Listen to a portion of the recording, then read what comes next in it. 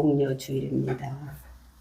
예수님께서 어린 나귀를 타시고 예루살렘에 입성할 때 많은 무리들이 종려나무를 흔들고 호산나 호산나 외치던 그것을 기념하는 오늘인 것입니다. 오늘부터 일주일간을 우리는 고난주간이라고 하고 또 사순절 기간 중에서 특별히 예수님의 그 고난을 생각하고 묵상하는 이런 주간으로 되어 있습니다. 예수님께서 예루살렘에 입성하셨 것은 이 종려주일이 첫 번이 아니고 여러 번 몇 번씩 이렇게 그 성에 들어갔었습니다. 근데 오늘은 그전과 다르게 특별한 일이 일어나고 있는 것을 우리는 성경을 통해서 볼 수가 있는 것입니다. 그러니까 다른 때 들어갈 때와 다른 이런 모습을 우리가 여기서 보는데, 그래서 오늘 읽은 본문의 말씀에 그것을 자세하게 설명하고 있는 것을 볼 수가 있습니다. 그 예수님께서 제자들과 같이 예루살렘에 들어가기 위해서 벳박에 갔을 때에 그 제자들에게 맞은편 마을로 가라.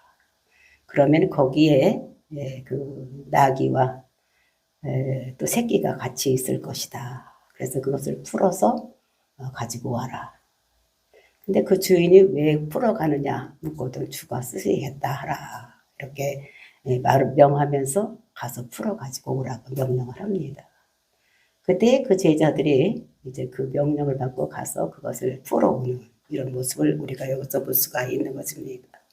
끌고 와서는 또 자기들의 옷을 벗어서 그 등에 올려놓고 또 거기 있던 사람들은 자기 겉옷을 벗어서 길에 깔고 또 많은 사람들은 종려나무를 베어서 거기다 깔고 그래서 이제 나귀를 탄 예수님이 그것을 지나가게 하는 이제 이런 모습을 우리가 봅니다.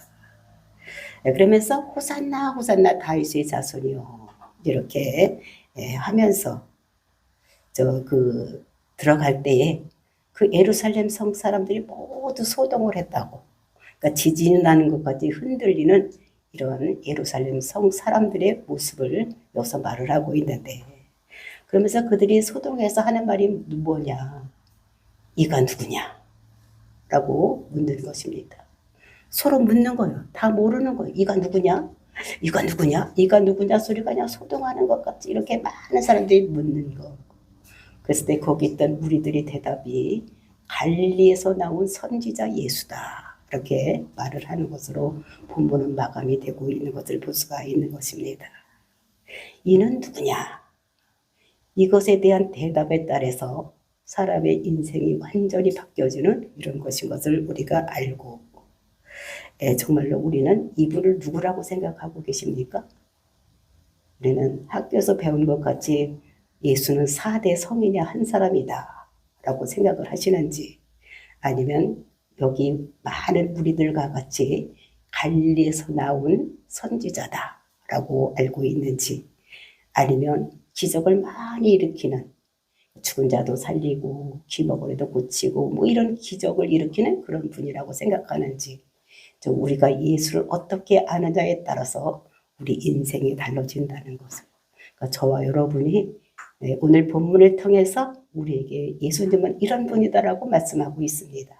그것을 확실히 알고 믿어서 우리가 죄에서 사함을 받고 영생을 누리며 천국 백성으로 살아가는 저와 여러분이 되시기를 예수님의 이름으로 축원을 드립니다. 예수님께서 예루살렘에 들어가기 전에 준비를 한 것이 있습니다. 무엇을 준비를 했느냐? 그것이 1절부터 3절 말씀입니다.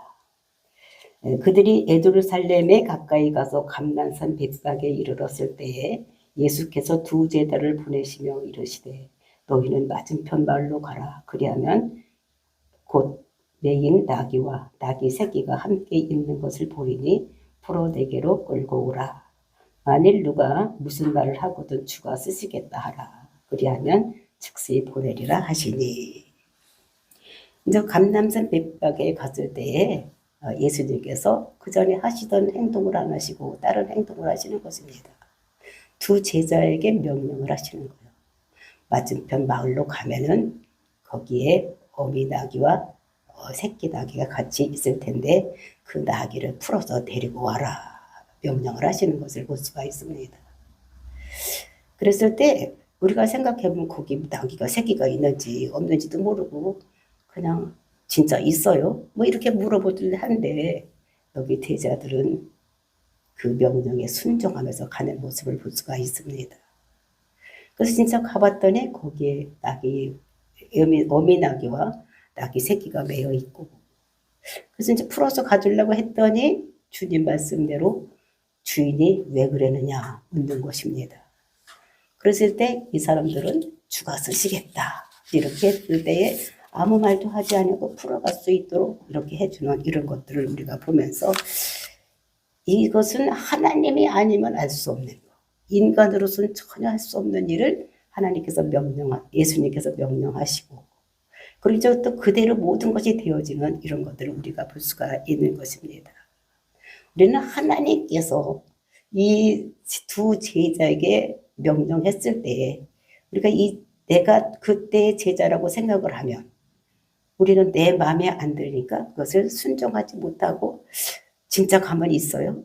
그거 끌어와도 돼요? 뭐 이렇게 했을 텐데 그 말에 순종하며 가는 이런 모습을 볼 수가 있습니다.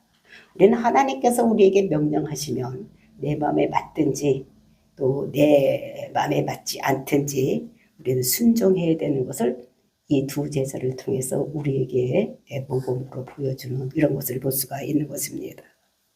그리고 이제 주가 쓰시겠다 이렇게 얘기를 하라고 하는데 그 주라는 것이 무엇이냐, 여호와 하나님을 말씀하시는 것인데 그 천지를 만드신 하나님, 그러니까 창조주 하나님이 주가 되시고, 그리고 이제 그분이 모든 것이 만드셨으니까 그분이 소유가 되고, 그리고 그 소유를 모든 주인이 다스릴 수 있는 이런 분이 것을 얘기를 하고 있는 것입니다.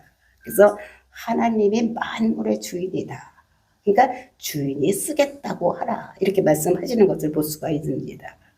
근데 여기 원래 그 나귀 주인도 대단한 사람인 것을 볼 수가 있는데 주님이 쓰시겠다고 하니까 반항도 없이 그냥 풀어가게 내버려두는 이런 것들을 보면서 정말 이것을 보면서 우리는 그 나귀는 지금도 그렇지만 그 당시에는 그 사람에게 큰 소유, 재산이었을 것입니다.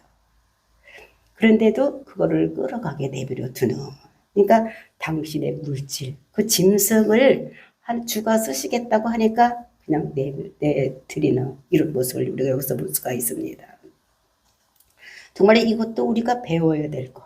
그러니까 하나님 것을 하나님께서 원하실 때 우리가 내어드릴 수 있는 이런 마음이 우리에게 있어야 되는 것을 말씀하고, 이 사람은 평상시에도 주님과 말씀하고 대화하고 이런 신앙생활을 한 이런 사람이라고 생각합니다. 그러니까 항상 주님께 여쭤보고 무슨 일을 하고 이렇게 했을 때 주님이 쓰시겠다고 하니까 그때 그 성령님께서 그 사람 마음을 만져서 이제 내어드릴 수 있는 이런 마음을 주신 것을 볼 수가 있는 것입니다. 그래서 이 사람이 기쁘게 내놓는 이런 모습을 우리가 볼 수가 있는데 하나님께서는 억지로 내는 이런 물질을 쓰시지 않는다는 것을 우리들에게 말씀하고 있습니다. 그러니까 하나님께서는 기쁘게 드리는 그 재물을 쓰시는 이런 것을 볼 수가 있고, 또 하나님께서는 순종하는 자에게는 나귀를 준비시키신다 이런 것들을 우리가 볼 수가 있는 것입니다. 그래서 나귀를 내어놓을 자를 하나님께서는 곳곳에서 준비하고 계시는, 그러니까 그 사람이 어떤 마음, 순종하는 마음을 가지고 있는지 아닌지를 아시고 하나님께서는 곳곳에다가 이렇게 하나님이 쓰실 것을 미리 그들에게 내어주신다는 것도 우리들에게 말씀하고 있는 것입니다. 그리고 주님은 가서 그 사람들을 설득하라고 말씀하지 않는 이런 모습도 우리가 여기서 볼 수가 있는데, 주가 쓰시겠다 이렇게 하기만 하면 선포하라는 것입니다. 그러면 그것이 그대로 이루어질 것이라는 것을 말씀하시는 것을 볼 수가 있는 것입니다. 그래서 순종하고 그 말을 전했을 때에 그가 그렇게 모든 일이 이루어지는 이런 모습을 우리가 여기서 볼 수가 있는 것입니다. 그런데 우리가 또 한 가지 생각해야 될 것은 그 예수님께서 지금까지 예루살렘에 들어갈 때는 항상 걸어서 들어가셨어요. 그리고 갈릴리에서 지금 여기까지 걸어오실 때도 먼 길을 그냥 걸어서 오셨는데 조금만 가면 예루살렘 성에 들어가는데 왜 여기서 나귀를 타고 들어가시려고 했을까? 이런 생각을 하게 되는데 그 이유를 그 4절 5절에서 말씀하고 있습니다. 4절 5절 말씀입니다. 이는 선지자를 통하여 하신 말씀을 이루려 하심이라 일렀으되 시온의 딸에게 이르기를 네 왕이 내게 임하나니 그는 겸손의 낙이 곧 멍에 매는 짐승 새끼를 탓도다 하라 하였느니라. 그러니까 선지자가 말씀하신 것을 이루기 위해서 지금 예수님께서는 낙이 새끼를 타고 들어가는 것이다. 그러니까 이 예수님께서는 그 당시 20살이 넘었으니까 청년입니다. 근데 낙이 그 큰 의미도 아니고 새끼를 타고 들어가는 이런 모습, 그것은 선지자의 말을, 즉 스가랴서 9장 9절을 이루기 위해서 하나님 예수님께서는 그렇게 나귀를 가서 끌고 오고 또 그 나귀를 타고 들어가는 이런 모습을 우리가 볼 수가 있는 것입니다. 그러니까 이 예수님께서는 철저하게 하나님 말씀을 이루는 이런 생을 사신 것을 우리가 성경을 통해서 볼 수가 있는 것입니다. 그래서 예수님의 하루하루의 모든 생활은 하나님께서 정해진 생활대로 생각한 것이지 내 마음대로 사는 삶에 아무것도 없다는 것을 우리에게 말씀하시고 계시는 것입니다. 그럼 예수님의 생활이, 예수님의 삶이 하나님께서 정해져 놓은 삶으로 살았다면 저와 여러분들의 삶도 지금 있는 이 상황이 우연히 온 것이 아니라 하나님의 계획 속에서 모든 것이 이루어지고 있다는 것을 우리는 생각하고, 지금 나에게 조금 불편한 거, 힘들고 어려운 일이 있어도 이것을 통해서 하나님 영광을 드러내기 위해서 있다는 것을 우리가 생각하고, 정말 우리의 모든 나의 나됨은 주님의 뜻이라는 것을 생각하고 사는 저와 여러분이 되셔야 된다는 것을 말씀하고 있는 것입니다. 그런데 그분은 어떤 분이냐, 이거 보니까 겸손해서 나귀를 탔다 이렇게 말씀하고 있습니다. 그러니까 그가 겸손했다는 것입니다. 그래서 그 겸손한 것은 처음서부터 예수님께서는 이 땅에 오실 때부터 겸손하게 오셨던 분인 것을 볼 수가 있습니다. 그러니까 하나님 아들로 이 땅에 그 몸을 입어 인간과 똑같은 몸을 입고 이 땅에 오시는데 그분은 그 갈릴리의 그 목수의 아들로, 가난한 목수의 아들로 태어나는, 그 왕의 아들로 태어나는 것이 아니라 목수의 아들로 겸손하게 태어나고, 그렇게, 그런데 우리가 시편에 보면은 다윗의 그 형체를 비워 종의 형체로 이 땅에 오셨다. 그래서 그분은 그 섬김을 받으려고, 하나님께서 섬김을 받으려고 이 땅에 오신 것이 아니라 우리를 섬기려고 이 땅에 오셨다 말씀하고 있는 것을 볼 수가 있는 것입니다. 정말로 하나님 아들이 갈릴리 호수를 걷는 모습, 이런 것들을 보면서, 또는 죽음을 앞에 놓고도 우리가 그 제자들을 발을 씻길 때 대야에다 물을 떠다 놓고 그리고 무릎을 꿇어서 그 제자들의 발을 씻기는 이런 모습, 이런 모습을 보면 겸손한 왕이다라는 것을 우리가 알 수가 있는 것입니다. 그래서 예수님께서 이 땅에 오셨을 때도 우리에게 섬김을 받으려고 오신 것이 아니라 우리를 섬기려고 오신 이런 분이라는 걸 말씀하고 있는 것입니다. 그래서 예수님은 그래서 겸손하신 분이다라는 것을 우리들에게 말씀하고 있는 것입니다. 그래서 예수님께서 이 세상에 오신 목적이 무엇이냐, 그것이 그 9절 말씀에 있는 것을 볼 수가 있습니다. 9절 말씀입니다. 앞에서 가고 뒤에서 따르는 무리가 소리 높여 이르되 호산나 다윗의 자손이여 찬송하리로다. 주의 이름으로 오시느니여 가장 높은 곳에서 호산나 하더라. 그러니까 호산나 다윗의 자손이요, 이렇게 얘기를 하는 것은, 이것은 시편 기자의 말씀을 응용해서 이렇게 하는데, 시편 기자가 메시아를 예언한 시가 이것을 이렇게 예언해서 말씀하시는 것을 볼 수가 있는 것입니다.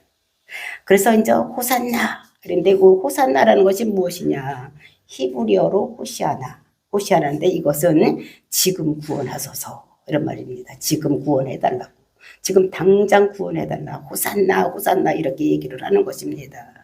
그 당시에 이스라엘은 로마 그 압제 아래 이렇게 있었던 이런 데입니다. 그래서 자유를 원했던 이런 것인 것을 볼 수가 있습니다.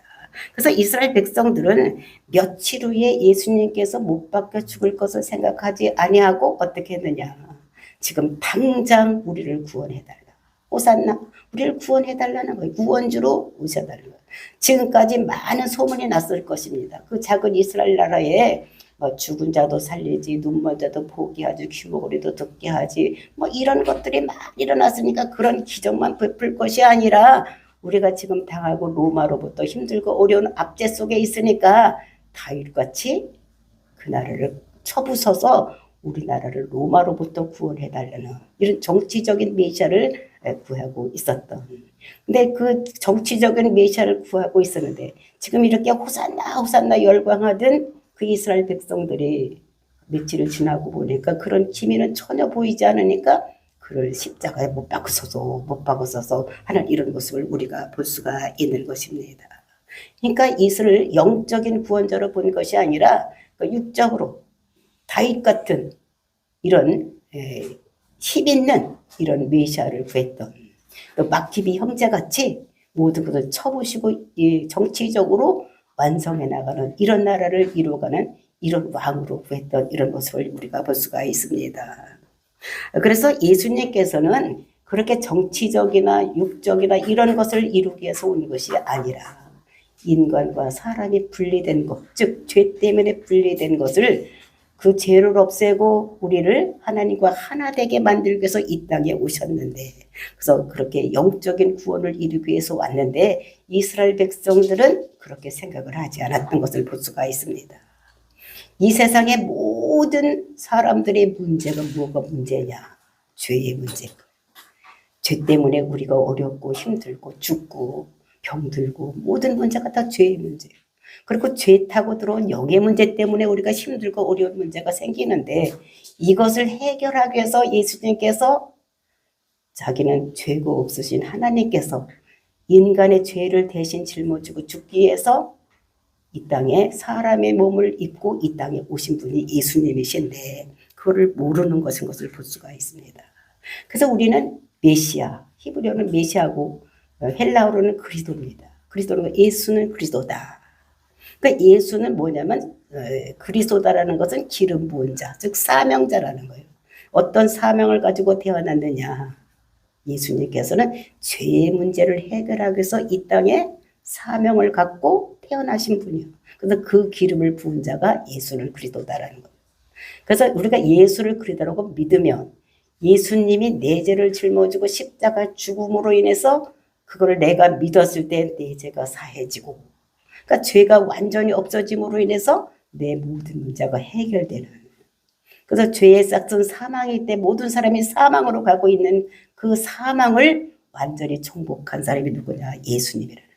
그래서 우리가 예수를 그리스도라고 믿으면 우리가 죄에서 자유함을 얻고 우리 영생을 얻는, 구원을 받는, 생명을 얻는 이런 자가 된다는 것을 우리들에게 말씀하고 있는 것입니다. 그래서 예수님이라는 이름은 그 이제 천사가 이제 고지를 해줄 때 보면 네가 아기를 낳았을 때 이름을 예수라고 하라. 근데 그 예수라는 뜻이 무슨 뜻이냐? 그러니까 마태복음 1장 21절에 보면 그 예수님이 그 이름이 무슨 뜻인가를 말씀하고 있는 것을 볼 수가 있습니다. 아들을 낳으리니 이름을 예수라 하라. 이는 그가 자기 백성을 그들의 죄에서 구원할 자이심이라 함이라. 그러니까 이름 자체가 자기 백성의 죄를 구원할 자라고 해서 예수라고 이렇게 지은 이런 것들을 볼 수가 있는 것입니다. 그래서 우리는 예수를 뭐라고 믿어야 되냐면 구원자라고 믿어야 되는 거예요. 나를 죄에서 구원할 자다라고 믿어야 되는 것입니다. 많은 사람들이 예수를 믿는다고 저 교회를 오랫동안 다닌 사람들에게도 물어보면은 뭐 믿냐? 뭐 하고 왔냐? 믿고 왔지. 그러니까 뭐 믿었어? 그냥 뭐 알긴 모르고 그냥 믿었어 이래요. 근데 믿는 것이 확실하게 알아야 되는 게, 우리가 뭘 믿어야 되는지, 그가 구원자라는 것, 즉 우리 죄를 사하기 위해서 이 땅에 오셨고, 그래서 그거를 죄 문제를 해결하기 위해서 죄 없으신 예수님께서 우리를 대신해서 십자가에 죽으시고 흘리신 피가 우리 모든 죄를 깨끗하게 하신다는 것을 우리들에게 말씀하신다는 것을 우리가 알아야 되는 것입니다. 그러니까 교회를 열심히 다녀도 또 봉사하고 충성한다고 해도 그것을 알지 못하는 자들이 간혹 가다가 있습니다. 제가 만난 사람 중에서 많이 있는 것을 볼 수가 있는데 정말 우리는 예수 그리스도라고, 즉 내 죄 문제를 해결하기 위해서 오시고 그것을 해결하기 위해서 십자가에서 죽으심으로써 그것을 이루셨다고 우리는 믿어야지 되는 것입니다.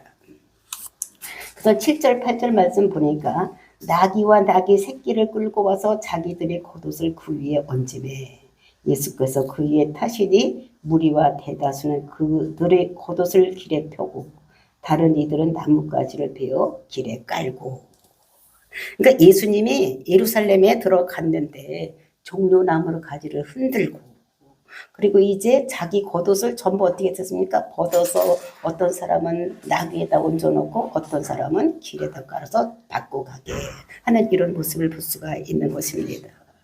보통 왕 같으면 말을 타는데 말 중에도 제일 좋은 말, 흑마 아니면 백마 뭐 이런 걸 타고 들어갈 텐데 예수님께서는 어떤 말을 타고 어떤 것을 타고 들어갔느냐? 나귀. 그 중에서 새끼를 타고 들어가는 엄청나게 우스꽝스러운 모습으로 예루살렘에 들어가지 이런 모습. 그래서 예수님께서는 그러나 예수님께서 죽음을 이기고 그 다음에 사탄을 이기고 승리하는 그것을 나타내기 위해서 종려가지를 들고 이렇게 흔드는 모습을 볼 수가 있는 것입니다. 그래서 겉옷을 벌어서 나귀에다 얹고 길에다가 깔고 이것은 우리가 당신을 왕으로 내 모든 것들을 다 당신의 아래에 놓겠습니다 하는 뜻으로 이렇게 얘기를 하는 것입니다. 깔고 앉았죠? 또 그것을 걸어가는 이런 모습을 우리가 여기서 볼 수가 있는 것입니다. 그러니까 사람들은 소리를 쳤어. 뭐라고 쳤느냐? 호산나 호산나 이렇게 소리를 치는, 그리고 다윗의 자손이라고 이렇게 하는 것을 볼 수가 있는 것입니다. 즉 다윗의 왕권을 가지고 이 땅에 오신 진정한 왕이라고, 그리고 우리를 구원하라고. 다윗이 그렇게 이스라엘 백성들의 나라를 흥왕하게 만들고 했던 것 같이 우리를 지금 로마로부터 우리를 완전히 회복시켜서 이렇게 해달라고 하는 이런 말씀인 것을 볼 수가 있는 것입니다. 그래서 구원자이시면서 왕이라는 것을 얘기를 하는데 그 왕은 군림하는 왕이 아니라 우리가 믿는 예수는 평화의 왕, 평강의 왕, 하나님과 우리의 원수된 것을 완전히 없애주는 이런 왕이라는 것을 우리들에게 말씀하고 있는 것을 볼 수가 있는 것입니다. 그래서 이 땅에 오신 예수님은 우리가 구절 앞에서도 보았듯이 그 다윗의 자손이여 찬송하리로다 주의 이름으로 오시느니여 가장 높은 곳에서 호산나 하더라. 그러니까 이 땅에 오신 예수님을 우리가 찬송을 해야지 되는 거예요. 그러니까 우리는 예수님께서는 우리가 예수를 그리스도로 믿으면 구원받는데 우리가 이 세상에 살고 예수를 믿는 목적이 구원받는 것만 목적이 아니라, 그것이 최고의 목적이 아니라 그것을 받은 사람들이 해야 될 일이 무엇이냐? 하나님을 찬양하고 예수님을 찬양해야 되는 이런 것인 것을, 그러니까 구원받는 것으로 끝나지 않는 것을 우리가 알아야지 되는 것입니다. 그래서 구원받은 백성은 하나님을 경배하고 하나님을 영화롭게 하는 그것이 우리가 도달할 목표여야 된다는 것을 우리에게 말씀하고 있는 것입니다. 그래서 우리를 지으신 목적, 사람을 인간을 창조하신 목적이 이사야서를 보면 우리 입을 통해서 찬송받기 위해서 우리를 지으셨다고 말씀하시고 계십니다. 그렇게 인간을 지어놨는데 인간들이 다 어떻게 죄를 가서 죽음으로 가기 때문에 하나님께서 죽어가는 인생들을 다시 살리기 위해서 예수님께서 우리 죄를 대신 짊어지기 위해서 이 땅에 오시고, 그리고 이제 그 죄의 결과를 죽음으로 가고 있기 때문에 예수님께서 죄를 뒤집어 쓰고 모든 사람의 죄를 뒤집어 쓰고 십자가 죽으심으로 그것을 믿는 자들에게 사는 역사, 죄 사하는 역사가 일어난다는 것을 우리들에게 말씀하고 있는 것입니다. 그래서 다시 한번 우리를 어떻게 해요? 재창조시켜서 하나님 백성으로 만들어서 그렇게 백성 만든 자들을 통해서 하나님께서 영광 받으시기 위해서 우리를 창조하신 것이라는 것을 우리들에게 말씀하고 있는 것을 볼 수가 있는 것입니다. 그래서 로마서를 보면 사도 바울은 1장서부터 11장까지를 사람들이 어떻게 죄가 있었는지, 1장서부터 3장까지는 이스라엘의 이제 이방인의 이제 모든 사람들이 죄 아래에 있다. 근데 이 죄를 없애기 위해서 어떻게 하느냐 이러면서 이제 5장서 4장 5장 이렇게 얘기를 하고다가 그 죄를 사는 방법까지 쭉 얘기를 하다가 우리가 11장 끝에 30 11장 30절에 보면 너희는 하나님으로부터 나서 그리스도 예수 안에 있고 예수는 하나님으로부터 나와서 우리에게 지혜와 의로움과 잘못 봤네. 이상하대. 로마서 36절 로마서 11장 36절에 만물이 주에게서 나오고 주로 말미암고 주에게로 돌아감이라 그에게 영광이 세세 있을지어다. 아멘. 이렇게 이제 모든 만물이 그에게서 나왔다는 것입니다. 그런 것들을 아멘하고 이제 나오는 것이 그러므로 우리는 어떻게 해요? 하나님 모든 자비하심으로 너희를 권하느니 너희 몸을 하나님께 영적 예배를 드려라. 이렇게 얘기를 하는 것입니다. 그러니까 찬송하고 경배해야 되는 우리가 구원받은 것이 구원받는 것은 끝나는 것이 아니라 우리가 해야 될 일은 예배하고 경배하는 것, 찬송하는 것으로 우리가 이루어져야 된다는 것을 이렇게 말씀하고 있는 것을 볼 수가 있는 것입니다. 이렇게 해서 이제 예루살렘에 들어갔는데 그 예루살렘에 들어갔더니 그 소속 사람들이 다 어떻게 했느냐. 10절 말씀입니다. 예수께서 예루살렘에 들어가시니 온 성이 소동하여 이르되 이는 누구냐 하거늘. 그러니까 예루살렘에 들어가니 온 성이 소동을 하는 거예요. 소동했다는 것은 SAS대 이런 말로 다 지진에 의해서 땅이 흔들리는 것 같이 엄청나게 많은 그 예루살렘 사람들이 소동을 했다, 움직였다는 것입니다. 이는 누구지? 이렇게 물었다는 것입니다. 근데 누구냐 하는데 그래서 거기 있는 사람들이 메시아를 생각하는데 어떤 메시아를 생각했느냐? 구약에서 나타난 메시아는 예수님께서 어떻게 올 것인가 다 얘기를 했는데도 불구하고 다윗 같은 메시아, 마키비 왕자 같은 메시아. 근데 이런 것을 사람들 얘기를 했다는 것입니다. 그러니까 예수님이 어떤 분인지를 확실하게 모르는 거예요. 그러니까 11절 뭐라고 말했냐? 갈릴리 나사렛에서 나온 선지자 예수라 하니라. 갈릴리에서 나온 선지자 예수다. 그러니까 이 사람들은 그 이스라엘 나라가 작기 때문에 이스라엘 사람들이 이 예수님에 대해서 많은 기적을 한 것을 보았을 것입니다. 들었어요. 보지는 못했던 사람들 듣기도 했어요. 막 죽은 자가 살아났다. 눈먼 자가 보게 됐고 귀머거리가 듣게 되고 풍랑이 잔잔해지고 막 이런 것을 엄청나게 그런 것을 했는데 근데 이런 사람들이 이 사람이 누군지를 확실하게 잘 모르는 거예요. 그러니까 구약에서 그렇게 얘기를 했는 것인데도 불구하고 그 메시아가 이렇게 이런 사람으로 온다고 구약의 대배진에게 나와 있는데도 불구하고 이 사람들이 그 구약을 알면서도 잘 모르는 거예요. 그러니까 지금 조금 며칠 있으면 6월절이라서 많은 사람들이 전 세계에서 몰려와서 지금 6월절을 지키고 있는데 그때의 인구가 약 한 예루살렘 인구가 약 한 10만 명 정도 됐다고 하는데 그 6월절을 지키기 위해서는 약 200만 내지 270만 명이 왔다고 합니다. 그러니까 엄청나게 많은 숫자가 모여들어서 그 사람들이 다 누구냐 이 사람이 누군지를 모르는 거예요. 그랬는데도 불구하고 어떻게 됩니까? 하나도 확실하게 아는 사람이 없는 거예요. 그래서 이것을 보면서 정말로 오늘 말씀에서 우리에게 예수님이 누구신가를 확실하게 보여주시는 것을 볼 수가 있어요. 그분은 어떤 분이다? 그는 창조주다. 주님이 이러시라는 거예요. 우리 주인 되신 분이라고 얘기를 하고. 그리고 그분은 겸손한 왕이다. 그러니까 군림하는 왕이 아니라 겸손한 왕이다.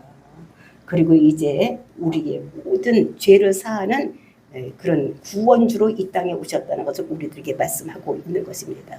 그래서 우리가 확실하게 알아야 될 것은 그분은 나의 주인이시고 그리고 그분은 나의 구원자 되시고 그리고 그분은 겸손해서 군림하는 왕이 아니라 평화의 왕으로 우리에게 왔다는 것을 우리가 확실하게 알고 저와 여러분이 제 문제를 예수를 그리스도로 믿음으로 인해서 제 문제가 해결되어서 우리가 지금 안고 있는 모든 문제가 제 문제 때문에 온 것이기 때문에 이런 모든 문제가 해결되는 귀한 역사가 일어나기를 천국 백성으로 이 세상에서도 천국을 누리며 살아가고 또 후에도 천국 백성으로 살아가는 저와 여러분이 되시기를 예수님의 이름으로 축원을 드립니다. 다 같이 기도하겠습니다.